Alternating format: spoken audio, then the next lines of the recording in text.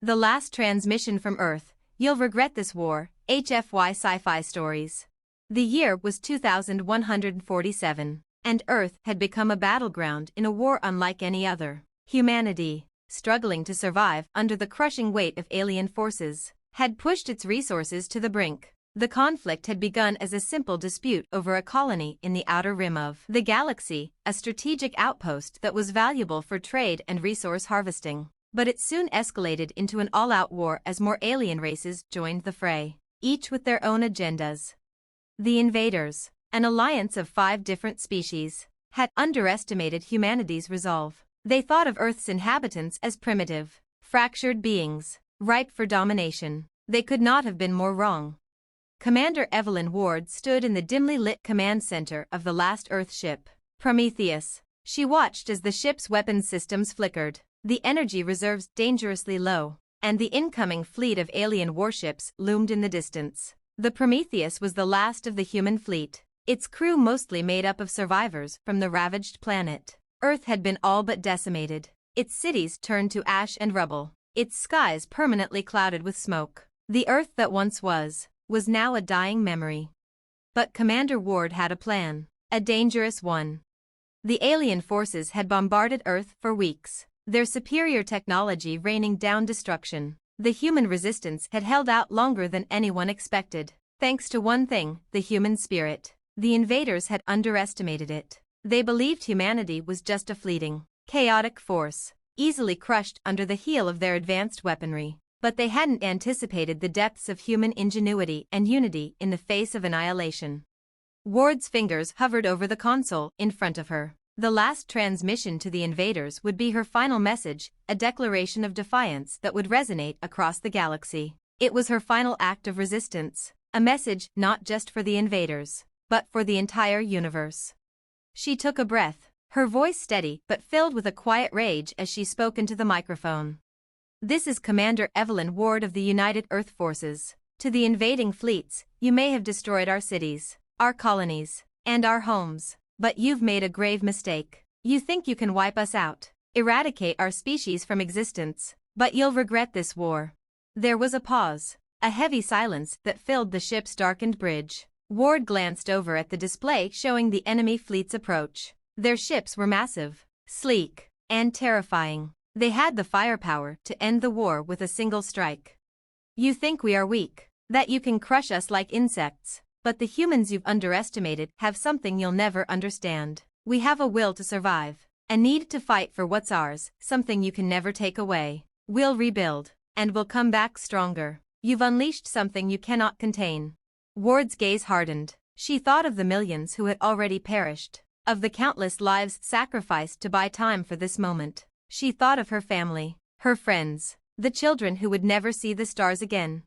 You think you've won, but you've made a mistake. We won't bend, we won't break, and one day, when you least expect it, we'll come for you. We will never forget. You'll regret this war. The transmission ended with a final, defiant click. Ward sat back in her chair, eyes locked on the approaching enemy fleet. The ship's internal alarms blared as they initiated the self-destruct sequence. It would be the last thing the invaders would see, the final strike from the humans they thought so easily crushed. As the countdown began, Ward closed her eyes, thinking of Earth, of her people, and of the indomitable will that would continue to echo through the stars long after she was gone. The Prometheus detonated, a bright flash of light that sent shockwaves through the enemy's fleet. It wasn't the end of the war, it was only the beginning. The universe would remember the humans, and they would know Earth was no longer a planet to be trampled. It was a force that would rise again, and the invaders would regret underestimating humanity for all eternity. The last transmission from Earth, you'll regret this war, HFY Sci-Fi stories, continued. The explosion from the Prometheus rippled through the dark vacuum of space, a sudden burst of brilliance in the cold expanse. The alien fleet, so confident in their victory, was thrown into chaos. Massive warships swerved, firing wildly in all directions as debris from the Prometheus clattered across their shields. Some ships were disabled entirely, their systems fried by the electromagnetic pulse released by the ship's self-destruct. On the bridge of the alien flagship, the fleet commander, Zalek, was visibly shaken. His 6 red eyes blinked rapidly, watching as his forces scrambled to regain control. "What is this?" Zalek barked in his guttural tongue. The sound translated through the universal translator. What did they do? That ship wasn't supposed to be a threat. A sub-commander, a creature with scales shimmering like molten metal, stepped forward, voice trembling with uncertainty. The humans, they knew they were doomed. This was a last-ditch effort. But the explosion, it's unlike anything we've encountered before. The energy, it's disrupting our fleet's power systems. We need to regroup, quickly. Zalek clenched his mandibles in frustration. Regroup? They've sent us a message, whether they know it or not. This war, this foolish conflict, we've underestimated them. If this is what they're capable of when cornered, we've ignited something far worse than we imagined. The fleet commander's thoughts raced. The humans had been fractured, their planet shattered, their species reduced to a mere handful of survivors. Yet they had done the unthinkable, striking back in a way that suggested the very essence of humanity was something far greater than mere survival. Meanwhile, on what remained of Earth's surface, the survivors moved with purpose. They had no fleet, no weapons of mass destruction, only their will. And that will was about to take shape into something much more dangerous than any alien invader could comprehend. Weeks later, deep within the last surviving human bunker beneath the remains of the decimated city of New York, Evelyn Ward's transmission had sparked a movement. Humanity had never been a singular, united force until now. The surviving fragments of Earth's governments, military leaders, and civilians began to form an underground coalition. They called it the Dawn. It was a reminder that even in the darkest times, the flame of humanity's resilience would not be extinguished. In the shadow of the devastation, small groups of humans began to regroup, covertly rebuilding and repurposing technology. The Prometheus self-detonation had not only sent a message, it had shattered the narrative the aliens had spun about human frailty. It had proven that even in the face of total annihilation, humans would never surrender. The Dawn had one goal: to reverse the tide of the war. Evelyn Ward, though long gone, became a legend. Her final words became the rallying cry of the movement: "You'll regret this war." And the aliens would. They had triggered a deep-seated fury in humanity, a fury that stretched back to the very roots of their existence. The Earth had always been a place of conflict, a crucible where adversity was met with innovation, where survival was never a guarantee. The aliens had failed to recognize what made humanity so dangerous: their ability to adapt, to overcome, and to fight with an unyielding spirit that no foreign power could destroy.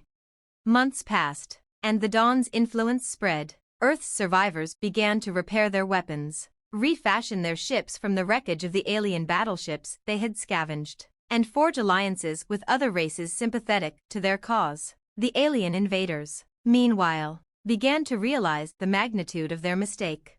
In an attempt to quell the rising human threat, they launched a new offensive, one they thought would finally crush humanity's will to resist. They sent a fleet of their most powerful warships to Earth, prepared for a final extermination of the human race. But when they arrived, they found a world that had transformed. The survivors had rebuilt their fleets, and humanity was no longer a fractured, weak species. They had become a force to be reckoned with.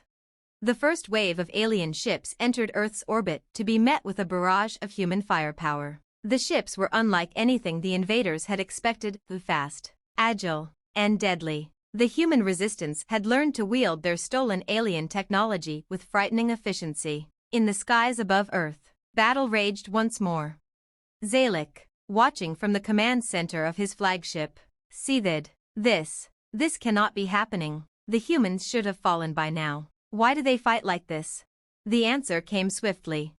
With every pulse of energy, every shot fired, every explosion that rocked the invaders' ships, it became clear: Earth was no longer just a planet. It had become the embodiment of an idea, the idea that no force, no matter how powerful, could ever crush the indomitable spirit of humanity. The human race had proven it was not just capable of surviving war, it could win it. As Zalek's flagship fell into a slow spiral toward the planet, debris from destroyed alien vessels floating around him, he broadcasted a final message back to his home world. "They were right," he muttered, the words thick with disbelief. "You will regret this war." And so, the war turned. The invaders were forced to retreat, one by one, as humanity fought with an intensity that left no room for surrender. The survivors of Earth, with their wits, their technology, and their unyielding spirit, became a symbol of resistance throughout the galaxy. The aliens, once so sure of their dominance, now understood the truth that humanity had long known: no empire could stand forever, and Earth, against all odds, had become a beacon of hope. For the first time in a long while, the galaxy heard the echo of a new message, one that rang louder than any fleet of warships. You'll regret this war. And humanity, once thought to be on the verge of extinction, rose from the ashes, ready to shape its own future. The last transmission from Earth, You'll Regret This War, HFY Sci-Fi Stories, continued. The defeat of the alien fleet marked the beginning of a new era for humanity. The invaders had underestimated humanity's potential, and now they were learning the hard way that Earth was not a mere footnote in the galaxy, it was a rising power. With the war's tide turned in their favor, the survivors of Earth had a new purpose, not just to rebuild, but to reclaim what was rightfully theirs. But the victory, though monumental, came at a steep cost. Earth's surface remained scarred, its cities reduced to ruins. Many of the survivors had lost loved ones, and the world that once thrived was forever changed. Yet, the human will to endure, to push forward against all odds, burned brighter than ever. Commander Evelyn Ward's name became a legend. Her final transmission the rallying cry that fueled the resistance. Her words echoed through the halls of the newly formed Earth Defense Command, EDC, a military faction now uniting the fractured remnants of Earth's nations. They weren't just fighting for survival anymore, they were fighting for a future. For the right to exist as a free species in a galaxy that had once viewed them as insignificant. In a secure bunker beneath what was left of New York City, a new council of leaders, military strategists, political figures, and engineers gathered to discuss the next phase of humanity's resurgence. Among them was General Lucas Hayes, a grizzled veteran of the war, and Dr. Celeste Rhee, a brilliant scientist who had been instrumental in reverse engineering alien technology. Their fleet is broken, General Hayes said, his voice grim but resolute. But we can't rest on our laurels. There's a bigger picture here. The invaders won't give up that easily. They'll regroup. They'll try again. And we need to be ready. Dr. Rhee leaned forward, her eyes sharp and calculating. The question is, do we wait for them to come to us? Or do we take the fight to them? The Prometheus gave us a powerful signal, one that's already reverberated across the galaxy. We've already shown them what we can do. It's time to show them what we will do. The room fell silent. The notion of taking the fight beyond Earth's atmosphere was a bold one. Humanity had barely begun to recover from the brutal onslaught, and now the prospect of striking at the heart of the invaders' empire seemed almost reckless. But Hayes smiled, a hard edge to his expression. They thought they could crush us. That was their first mistake. The second mistake was underestimating our ability to learn, adapt, and evolve. We take the fight to them. We strike before they have the chance to regroup. In the months that followed, Earth's military capabilities grew exponentially. Recovered alien technology, once thought to be beyond human comprehension, was integrated into Earth's warships and weapon systems. The research teams worked day and night, unlocking secrets that the invaders had once thought were their own exclusive advantage. The Earth Defense Fleet, EDF, was born, and with it came a renewed sense of purpose. But as humanity's power grew, so did the awareness that they were no longer the underdogs in the fight. The galaxy was watching. The fear that had once been so pervasive among Earth's inhabitants, the fear of their own extinction, was replaced by a newfound confidence. Earth was a force now, one that would not be pushed around. The first human-led offensive against the invaders came swiftly, armed with advanced alien technology and the tactical brilliance that had been honed throughout the war. The EDF launched a surprise strike against a key alien supply world. It was a bold move, and one that sent shockwaves through the invader alliance. The alien response was immediate. The invaders, now realizing the depths of their miscalculation, reinforced their home systems with fleets of warships, preparing for what they expected to be a swift and decisive battle to push humanity back into submission. But humanity was no longer the easy prey they once were. The battle for the alien supply world was a decisive moment in the war, and it was here that humanity's strategy truly began to shine. Using guerrilla tactics, hit-and-run strikes, and precise technological countermeasures. The EDF devastated the invaders' supply lines, crippling their ability to respond. They weren't just fighting for survival now, they were fighting for dominance. Zalek, the fleet commander who had once belittled humanity's potential, watched helplessly as his fleet was slowly destroyed. The first few engagements had been disastrous for his forces, and now, his ships were in disarray. His pride, the very core of his being, was shattered as his fleet suffered blow after blow from a species they had written off as weak. In the midst of the chaos, Zalek issued a broadcast to his people, his voice betraying the growing desperation in his mind. Do not mistake this for a mere setback. The humans, these creatures, are more than we anticipated. They will not stop until they have every one of us on our knees. This war is no longer about survival. It is about annihilation, and they are willing to take this all the way to our homes. But it was too late. The human resolve, once underestimated, had grown into a storm that could not be quelled. A year after Commander Ward's final transmission, the tables had completely turned. Earth was no longer a broken planet at the mercy of invaders. It had become the hammer, not the anvil. The survivors had transformed their world, rebuilt their fleet, and turned their enemies' tactics against them.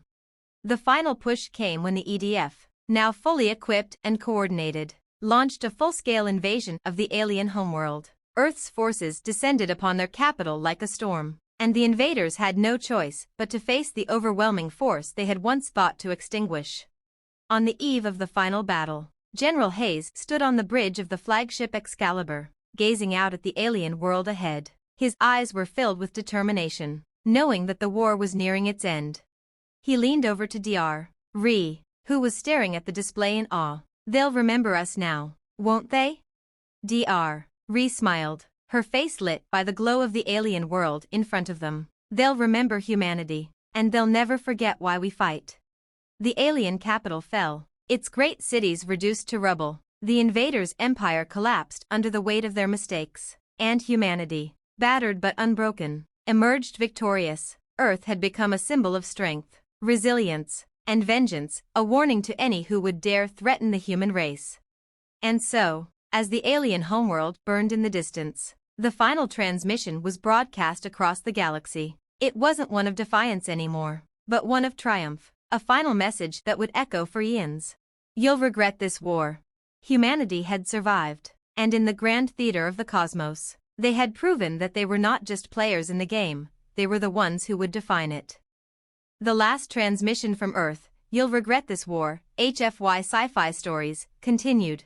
The war was over, but the echoes of humanity's victory still reverberated across the galaxy. The Alien Alliance, once a coalition of superior forces, had crumbled beneath the weight of Earth's unyielding spirit. As Earth's ships returned to their homeworld, now rebuilt and fortified, the survivors gathered in a world that was no longer merely fighting to live, they were building to thrive. But with victory came the realization that Earth's place in the galaxy had shifted. Humanity had become an undeniable force, and that brought both hope and a daunting responsibility. No longer could Earth simply live in isolation, quietly forging its future. Now, it had the eyes of the universe fixed firmly upon it. In the heart of Earth's new capital city, a towering structure known as the Phoenix Spire had been erected, a symbol of humanity's resilience. Beneath the spire, leaders from across the galaxy gathered in the Grand Chamber, a place where the future of interstellar relations would be shaped. Among them were representatives from surviving alien factions who had once been part of the invading alliance. But now, they had been forced to seek peace, to acknowledge humanity's rise as a galactic power.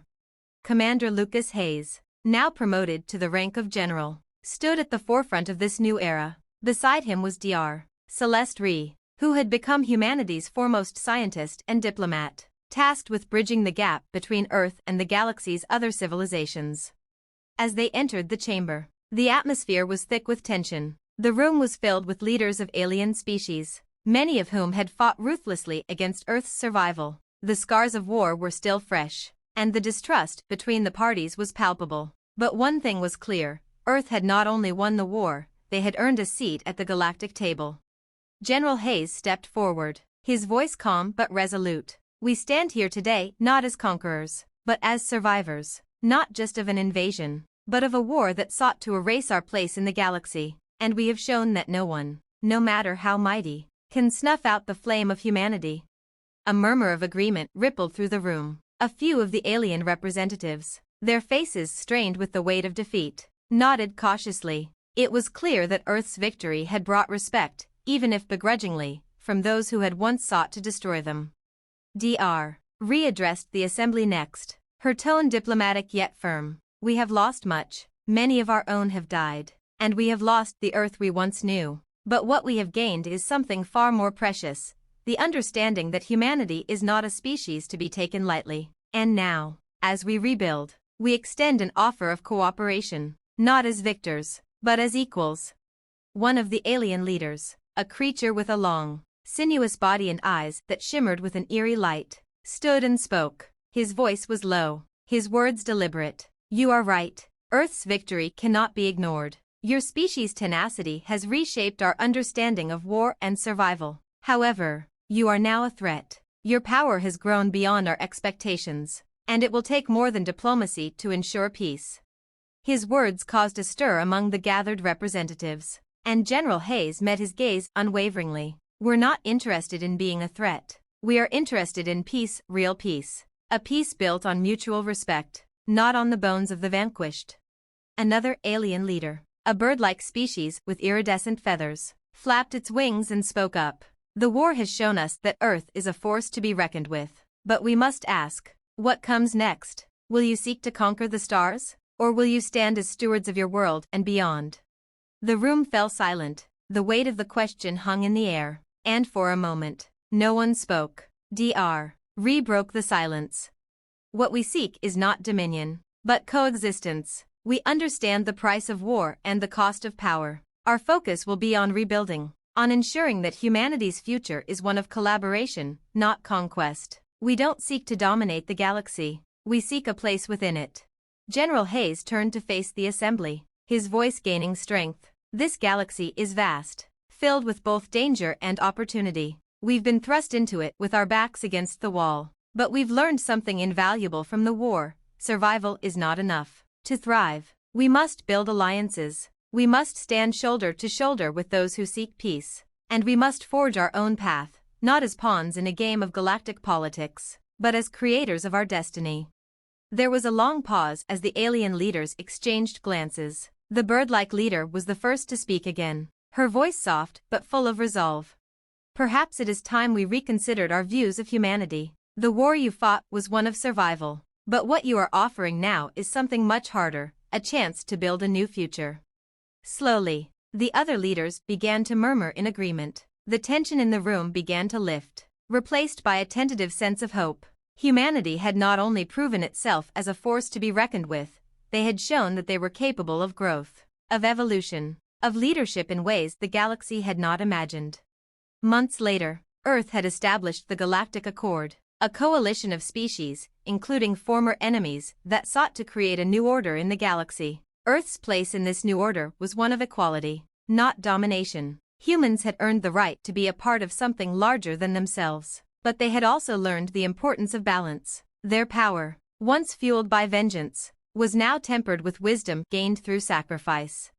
The invaders, now reduced to a scattered remnant of their former alliance, had to accept their place in this new era. They had lost their desire for conquest, not through defeat, but through understanding that the human spirit, so resilient and unyielding, could never truly be crushed. And perhaps, in time, they would come to see the benefit of peace. As General Hayes and Dr.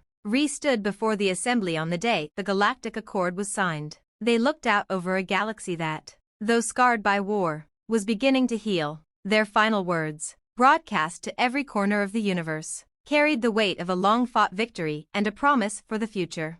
This is not the end. It is the beginning. Earth stands not as a conqueror, but as a partner in the creation of a new galaxy. You'll regret this war, but you'll learn to respect humanity, because together, we will create something greater than we ever could have imagined alone.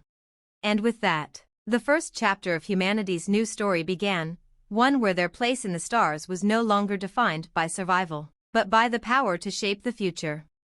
The last transmission from Earth, You'll Regret This War, HFY Sci-Fi Stories, continued.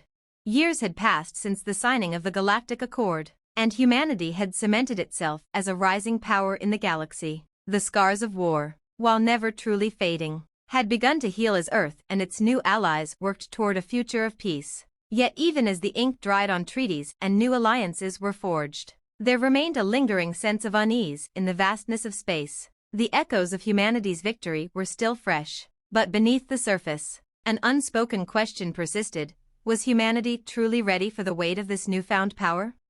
General Hayes stood at the window of his office aboard the UNS Vanguard, humanity's flagship in the newly established Alliance fleet. His eyes scanned the expanse of stars, reflecting on how far Earth had come since the war. The galaxy, once so vast and indifferent, was now a place where humanity had a voice, where they were no longer insignificant, but an integral part of the cosmic tapestry.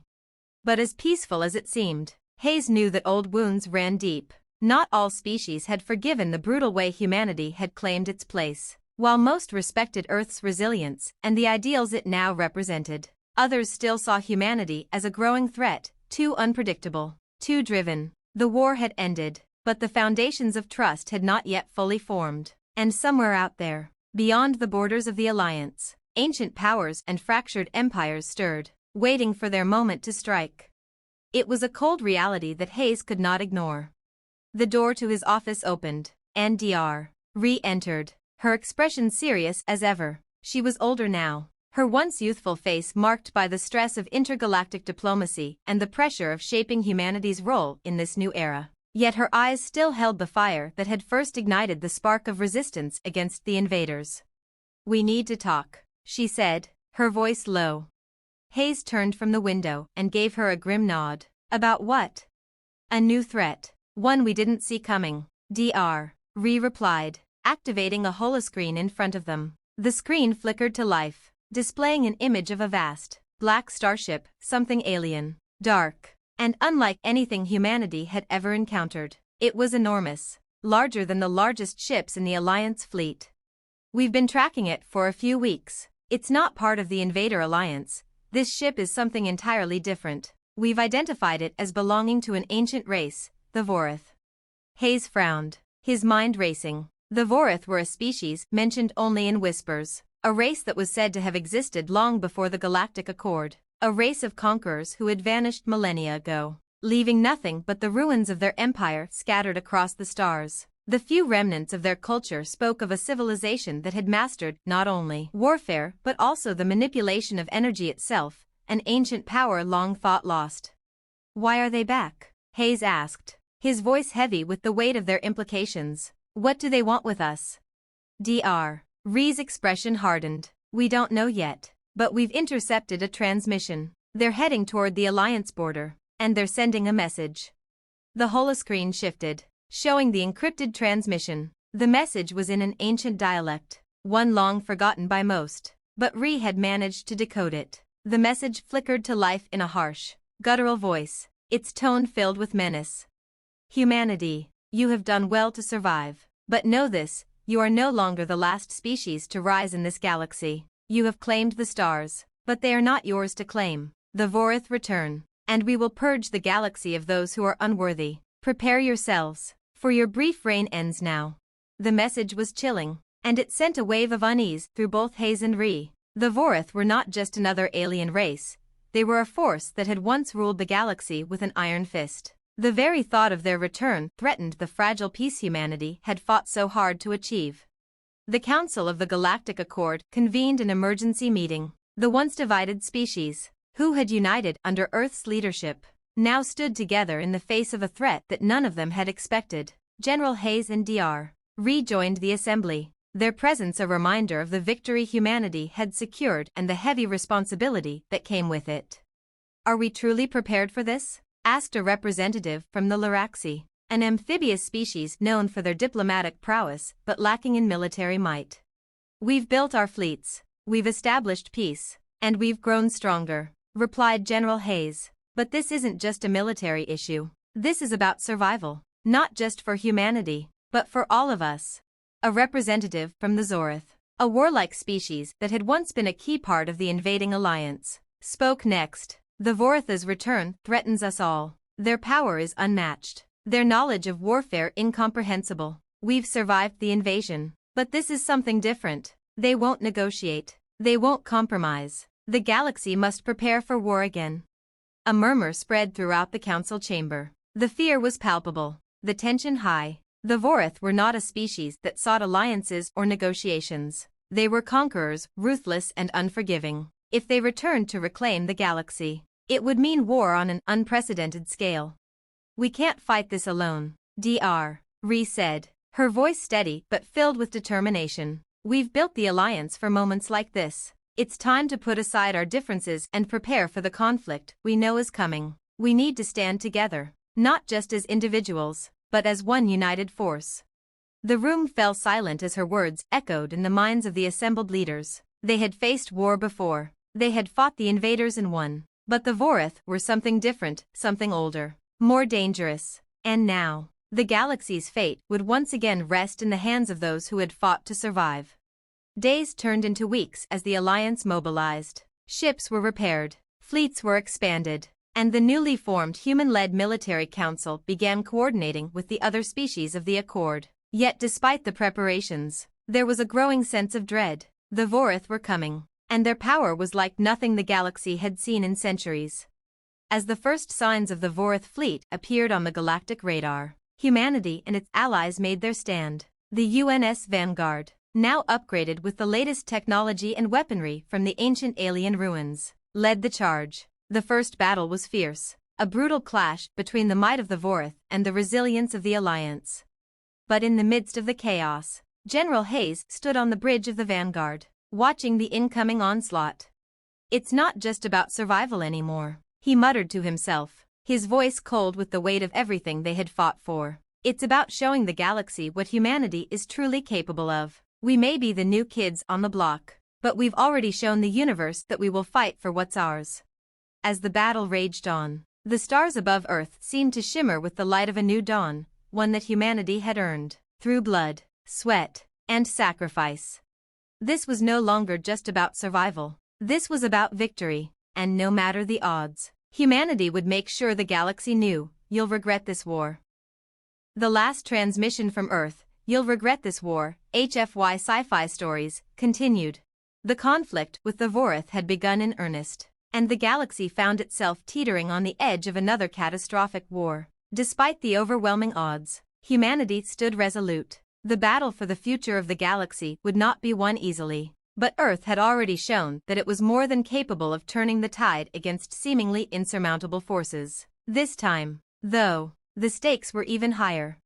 On the bridge of the UNS Vanguard, General Hayes stood with a hardened gaze, his fingers tracing the control panel in front of him as he observed the war unfolding. The Vorath fleet was massive, their ships dark and formidable, each one a testament to their ancient power. Their strength wasn't just in numbers, but in their ruthless efficiency, honed over thousands of years of conquest.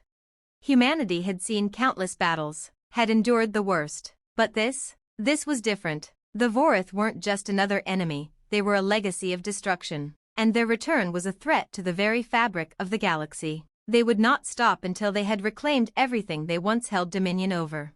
We've lost contact with the outer defense lines, reported Lieutenant Carr, one of the Vanguard's officers. The Vorath are pushing through faster than we expected. The Alliance's outer defenses are crumbling.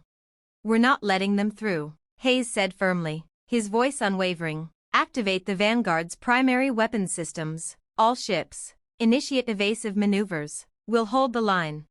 His order was met with the familiar hum of the ship's engines as the crew sprang into action, preparing for the assault that was rapidly approaching. Dr. Ree. Hayes turned to his trusted scientist and advisor. What do we know about their weakness? You said they had vulnerabilities that we could exploit.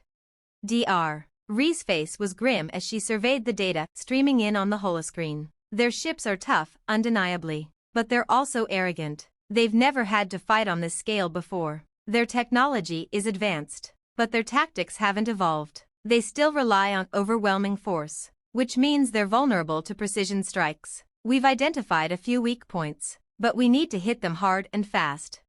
Do we have a plan? Hayes asked. We do. It's risky, but it's the best shot we've got. If we can get in close enough, we can disable their flagship. The Vorith Prime. Taking that ship down will destabilize the entire fleet. The Vorith have relied on it for command and control since the war began. General Hayes looked out at the approaching Vorith armada, his face hardening with determination. Then we take it down. We won't give them the chance to dictate the war. The battle raged on for hours. The Vanguard and its fleet allies fighting with everything they had. The Vorith forces were relentless, their warships tearing through the lines of defense with terrifying speed. But the Alliance wasn't backing down. Earth's forces, combined with the strength of their allies, had forged a strategy based on unity and determination, an unshakable belief that they could defeat any force that threatened their future. As the fleet moved deeper into the Vorith-controlled space, it became clear that the final confrontation was imminent. The Vanguard was closing in on the Vorith Prime, the flagship that held the key to victory. Its massive shape loomed in front of them like a looming shadow, dark and foreboding. "We're in range." Dr. Ree called out, her voice sharp. "General, we can't get much closer without being torn apart. You'll have to give the order." Hayes took a deep breath. The decision was agonizing, but he knew what had to be done. This was their moment, their final chance to turn the tide. "Do it," he commanded. "Prepare to fire everything we've got." The crew of the Vanguard braced themselves as the weapons systems powered up. The silence on the bridge was palpable, every heartbeat a reminder of the stakes. Then, with a resounding roar, the Vanguard fired its full arsenal. The first volley of energy blasts slammed into the hull of the Vorith Prime, sending shockwaves through the fabric of space. The massive ship shuddered under the onslaught. But it didn't fall. Instead, the Vorith flagship retaliated, launching a barrage of energy beams that collided with the Vanguard's shields, causing the ship to rock violently. "We can't take much more of this," shouted Lieutenant Carr, his voice tense with the strain. "Shields are at 40%. "Don't let up," Hayes ordered, his eyes locked on the holoscreen. "We hit them again, focus on their weak points." Dr. Ree, now's the time. Dr. Ree gave a single, determined nod. "I've hacked into their command network. We can disrupt their weapons systems temporarily, but it won't last long." The crew held their breath as Dr. Ree worked her magic, sending a surge of energy into the Vorith flagship systems. For a brief moment, the Vorith Prime's weapons went offline, its defenses weakened. It was all the opening they needed. The Vanguard's guns roared again, this time striking precisely at the weak points Dr. Ree had pinpointed. The Vorith Prime's shields flared and collapsed. The next round of fire pierced through its hull, and for the first time in the battle, the flagship began to crack under the pressure. A deafening explosion erupted from the heart of the Vorith Prime, and the ship's massive form shuddered violently before slowly beginning to disintegrate. The surrounding Vorith fleet faltered, their command structure shattered. Panic began to spread throughout their ranks. "We did it," Lieutenant Carr whispered, disbelief in his voice. Hayes stared at the crumbling remains of the Vorith Prime, the flagship breaking apart in the distance. His heart pounded in his chest. But there was no time to celebrate. The war wasn't over yet. This victory, though significant, had merely opened the door. The remnants of the Vorith fleet scattered, their remaining ships retreating into the darkness of space, crippled and broken. The Alliance forces, battered but resolute, pressed forward. Back on Earth, the message of victory spread quickly. Humanity had once again proven that they would not back down in the face of annihilation. The Vorith had underestimated them, thinking their empire would be too powerful to resist. But Earth had shown that their greatest strength wasn't in their weapons, it was in their unwavering resolve to survive, to adapt, and to fight for their future. General Hayes stood on the balcony of the Phoenix Spire, watching the horizon. The battle had been won, but the cost had been high. The galaxy was far from perfect, and there were still many threats lurking in the dark corners of space. But humanity had proven that they were more than just survivors, they were warriors, capable of shaping the galaxy on their terms. As he looked out into the stars, Hayes finally allowed himself a moment of peace. He had led Earth through the darkness, and now, it was time to look to the future that humanity would create, not as conquerors, but as protectors. And as the stars above glowed brightly, a final message was broadcast across the galaxy. A statement that would echo for generations. "You'll regret this war. Humanity will rise again, and we will shape the stars." The age of humanity had just begun.